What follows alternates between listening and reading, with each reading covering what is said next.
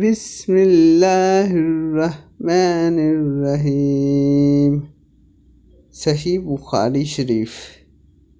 ہم سے محمد بن سلام نے بیان کیا، انہیں وکیع نے سفیان سے خبر دی، انہوں نے مطرف سے سنا، انہوں نے شعبی رحمۃ اللہ سے، انہوں نے ابو جحیفہ سے۔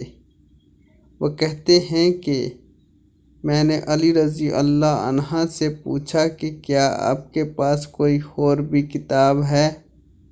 انہوں نے فرمایا کہ نہیں، مگر اللہ کی کتاب قرآن ہے، یا پھر فہیم ہے، جو وہ ایک مسلمان کو عطا کرتا ہے، یا پھر جو کچھ اس صحیفے میں ہے۔